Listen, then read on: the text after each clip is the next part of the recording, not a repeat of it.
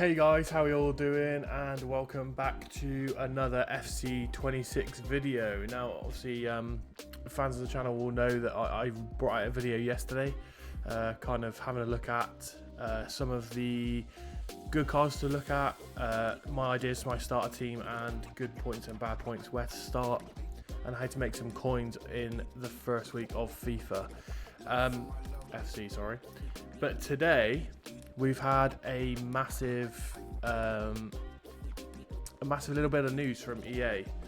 I'm not one for pitch notes, but obviously pitch notes get released every week if you don't know, kind of detailing any updates and things. And normally the first pitch notes of the year are the kind of most important because it kind of tells you a few bits of what's going to happen at the start of the game.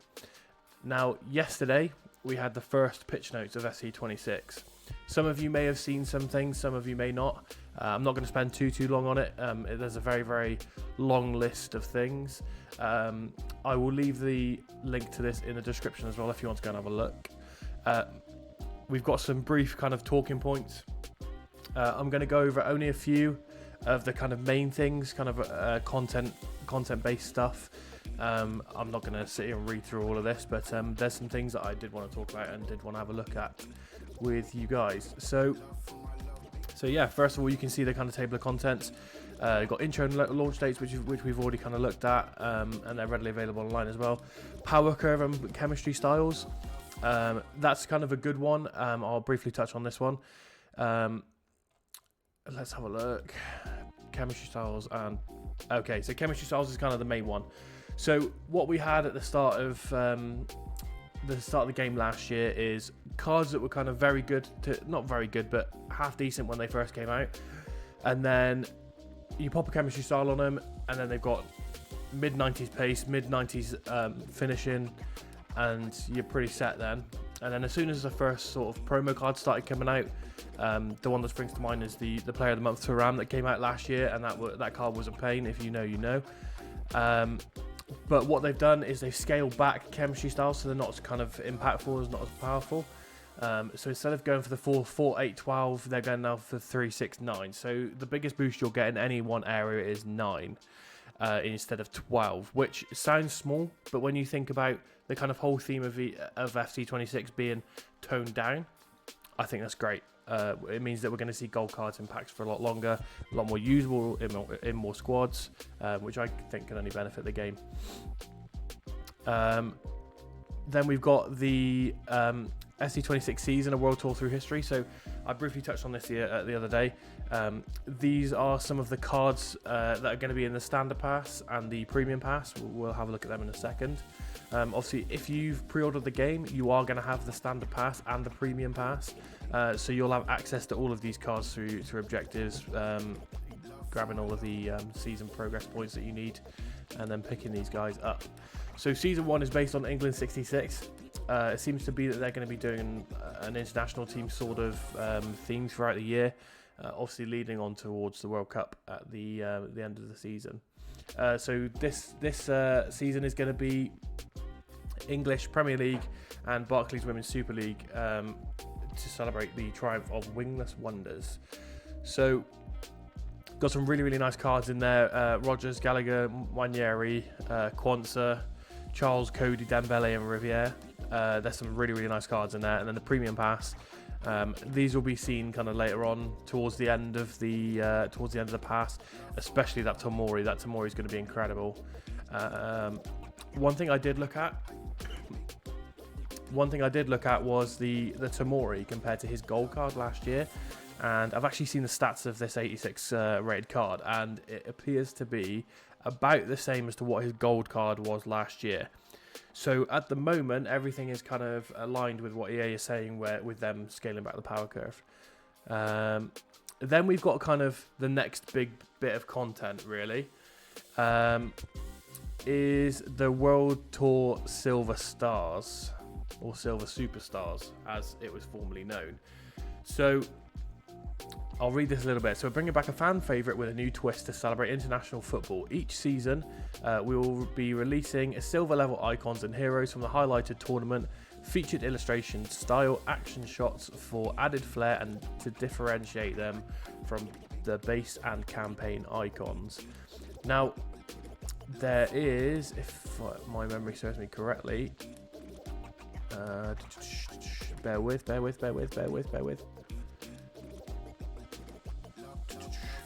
Where are they? Huh, okay, I'm pretty sure I looked at this the other day, and there was the... okay, no worries then. I'll go on to Twitter after this and show that to you guys. But what their kind of plan is to release various icons as silver cards. Now, we are going to get icons and heroes. Some of the first icons have been leaked. I believe we've seen a Bobby Moore, a Garincha. They're on the thumbnail actually. If I'm sure you clicked on this video to have a look. So they're on the thumbnail. We can go and have a look on Twitter in a second and see what else are there. We got live events. Live events are coming back in FT26, which is fantastic. There's a few different event types.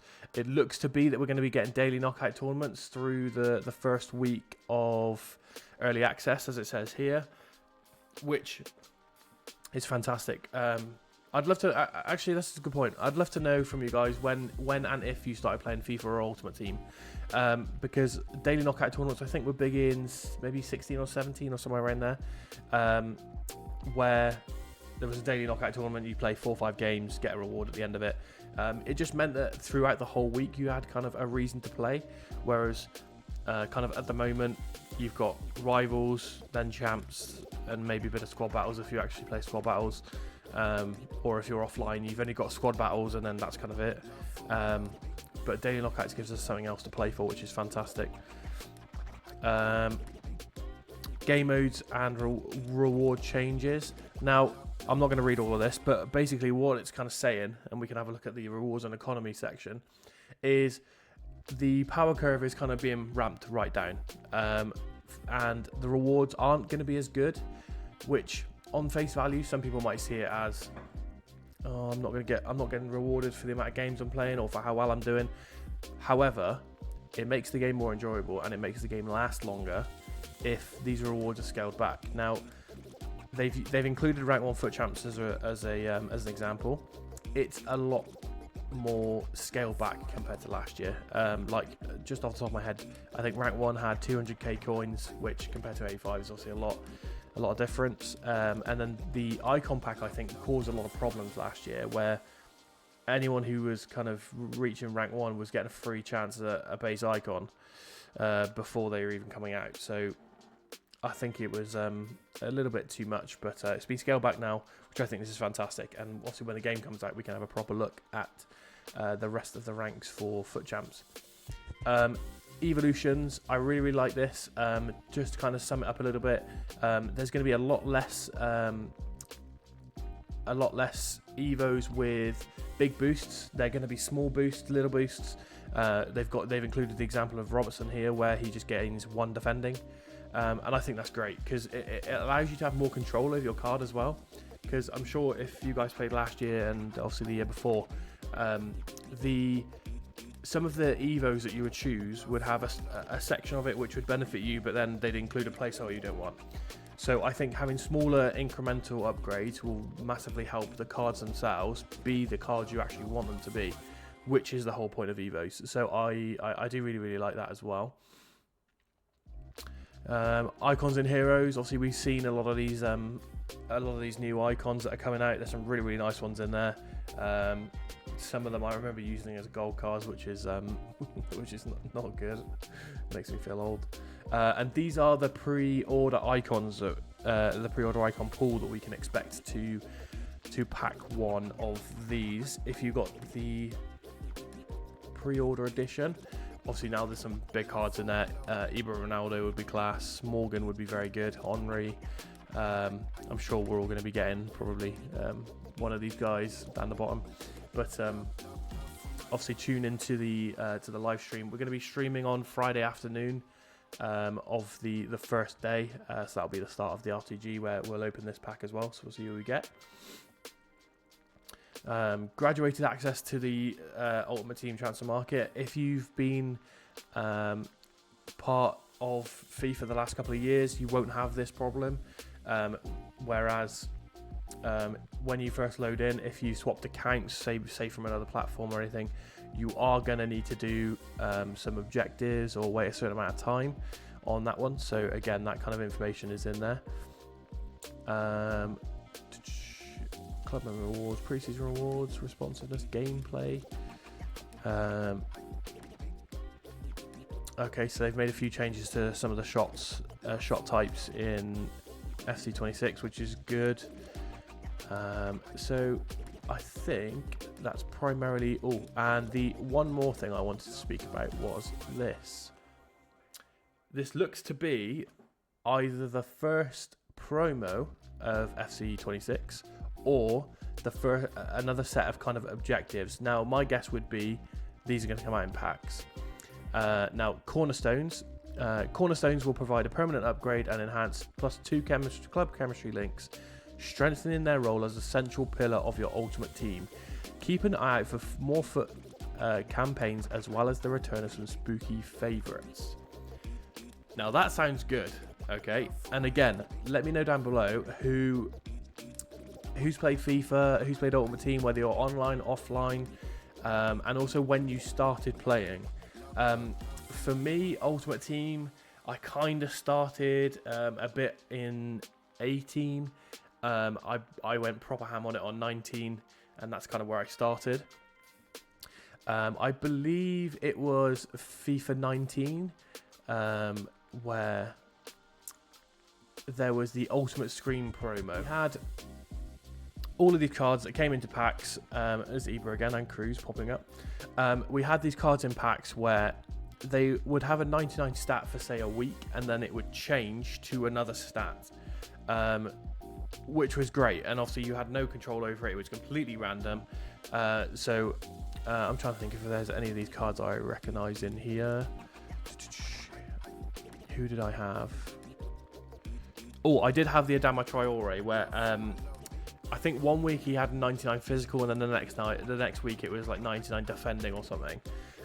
Which, if this is one of the promos that looks like they're coming back, that EA are saying is a spooky favorite, then could be very, very interesting.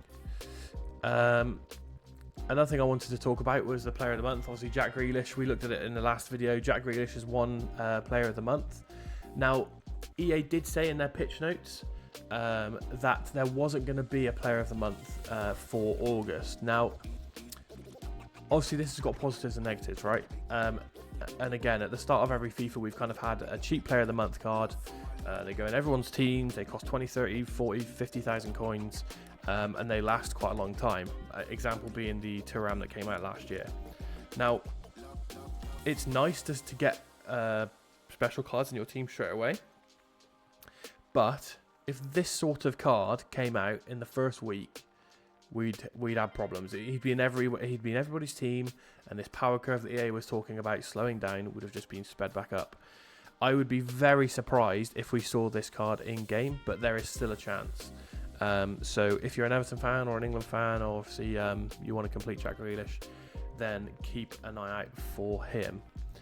So yeah, so again, these pitch notes are fantastic. I didn't want to really sit here and kind of read through all of it, but there's some really, really nice points in there. If you want to go through and have a look, and if there's any other things you want to know, or anything I can answer, again, feel free to comment down below. It would be nice to speak to some of you. And yeah, I appreciate you guys dropping in, and I'll see you when the next time EA drops some more news, or if they don't, I will see you at the start of FC26. Cheers, guys.